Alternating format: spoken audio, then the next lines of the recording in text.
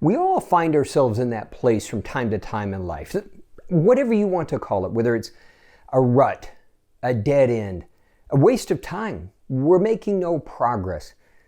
However you want to define it, and however we got there really kind of doesn't matter. I mean, you get the idea. Let me give you an example. I recently had a young lady come to me, and she works in retail, and frankly, is the epitome of a dead-end job. It doesn't pay that well. She isn't really appreciated. There's no job satisfaction. And to compound it, there's an opportunity.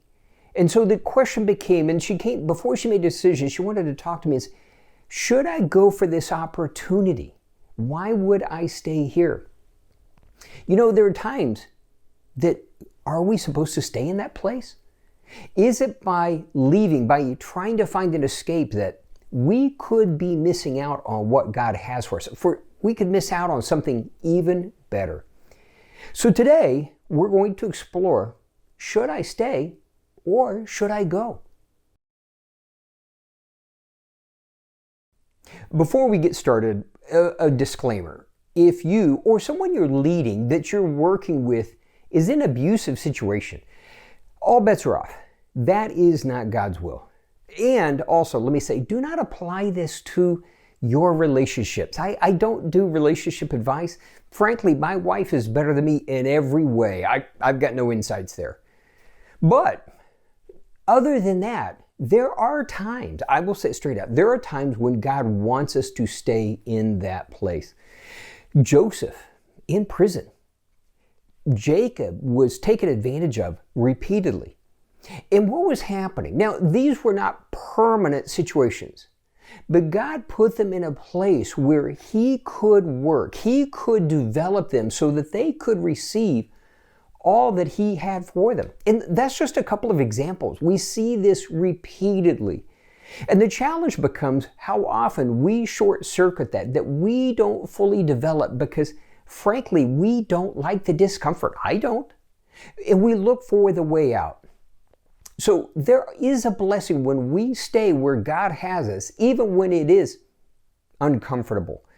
When it seems like it's not helping us progress, there is a blessing, as we'll see in a moment, that comes out of that. But this is how God does work, as much as we don't like to talk about it. In fact, Hebrews tells us that even Jesus learned obedience by what He suffered.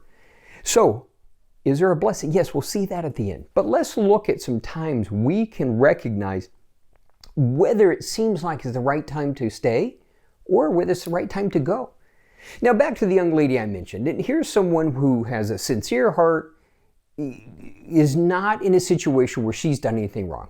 Now, she is in a dead end, and there is an opportunity. But the first question becomes, and the first couple are easy. It gets a little more challenging to determine what God's will is. But the first one is it relief or is it truly advancement? Now, in her case, this opportunity would require her to go up to the Northeast, and it would be relief. It pays well. It would get her out of the current job that is a dead end. But frankly, in talking to her, it becomes obvious that, you know what? She would escape. She'd get out of this. There would be relief. But frankly, it wouldn't be too long before she would regret the decision because it got her relief, but it didn't truly advance her anywhere. In fact, it seems like it would probably be a bit of a trap. You know, one of the challenges becomes that sense of needing to escape can just take us into something that actually doesn't provide any true advancement. It gives us some temporary relief. And it short circuits what God is doing where we currently are. Now, in her case, she made the ultimate decision to stay, even though it's not fun, even though it's uncomfortable, and wait for God to open another door, another opportunity, one that clearly is Him. The second one becomes when it requires us to compromise in some way. You know, we've done a couple of these. David, now think about it. David was anointed king. God had already declared and ordained that David was going to become the king. And there were two distinct opportunities where he could have taken matters into his own hands to advance God's plan. I mean, we can justify in our heads why these ideas make sense. But David had the good sense to recognize in both cases that for him to do so would require him to take action against the Lord's anointed. And he recognized that's not what God would have. It is amazing how often we see that God's people, we will purposely blind ourselves because we don't like the discomfort. We will blind ourselves and justify to ourselves that, well, it's God's will. It must be God's will because this will get me out of this and God wants me happy and this is God's plan. If it requires us to compromise in any way, then it is absolutely not God. And in doing so, we are clearly short-circuiting and we're missing out. What would David have been like? We recognize him as a man after God's own heart, but what would he have become if he did not allow God to spend years developing him, years of being on the run, years of actual discomfort? But look at what God made out of that. Now, the third one is a little more challenging. And this is also a recent one. I have a really dear friend. And again, she's in a job that, she does enjoy, doesn't pay that well. There's not a lot of opportunity, but she truly brings life to the people around her. And she just got a job offer. Now, frankly, this was what would appear to be a huge promotion, a huge increase in pay going to this other organization. And there were a few little concerns on her part, but she went through the process. And, she messaged me a few times, what do you think of this? What do you think of that? And frankly, it seemed like this was God. In fact, I could envision personally what a great attribute she would have been to this organization. But she actually just told me this past week that she decided to take a pass. Why? Because as she stopped and took time, she didn't rush, but as she stopped and took time, there were things that just didn't give her peace. She just wasn't settled about and just finally decided that she trusted God to work something better out for her. I gotta say, I'm really amazed. I'm so proud of her. She's done better than maybe I would have done. So, that is where it gets to be really difficult. It's really challenging, is that's determining. It seems better in every way, but do we actually take the time? Are we in such a rush that we grab hold of something immediately? Rather than taking the time to wait and see, does God give us that peace? Does He give us that contentment that, yes, this is of me? I'll give you a personal example. Going to be really personal here, but you know what? When my wife and I got first engaged, a really good friend of mine was a pastor, and he wanted to make sure that this was really God. And so he challenged us. And my first response to him was this, though. I said, I tell you what, I'm so sure this is what God has, that I'm willing to put any plans on hold until you feel like this is what God has. In other words, I was so confident that this is what God has that I'm not worried about this relationship falling apart while we wait. And I effectively deferred to someone that I respected to say, when you feel like, yes, this is God, then we'll move forward in our plans. Now, frankly, that submission showed him how intent we were, where our hearts really was. This was not just grasping at something, but a real peace that this is what God had for us. And within weeks, he turned around and said, let's get this planned. Now, I did say this, though.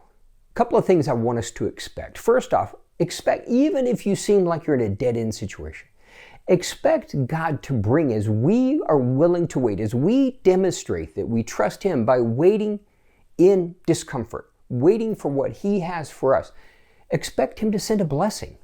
You look at this. Now, again, going back to Joseph in prison, which we'll look at a little bit more later, he wanted out, clearly.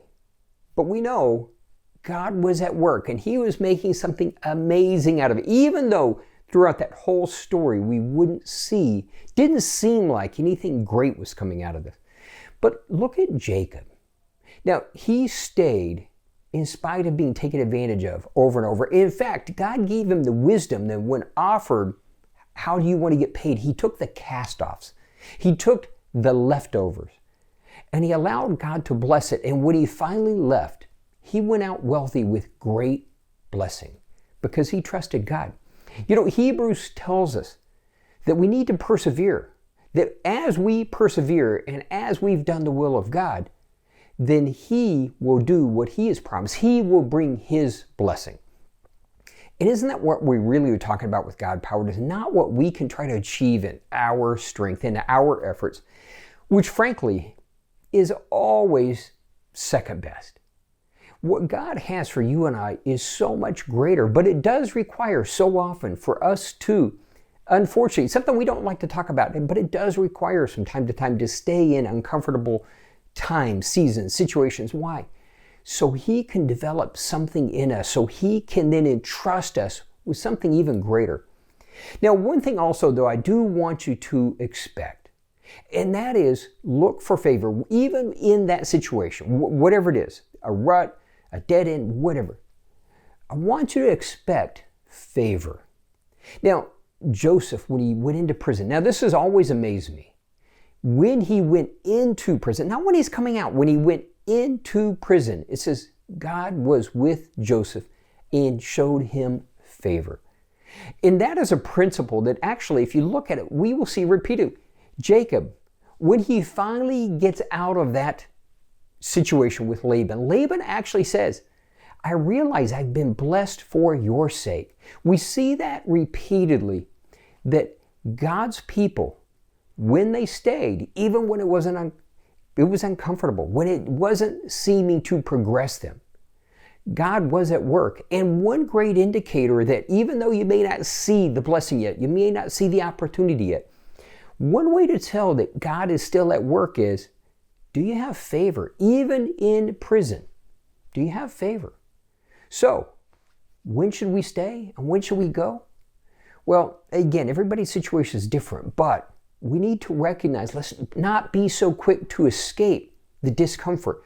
Let's take the time to really determine, is this God, so that he can work, he can develop us, and then he can promote us.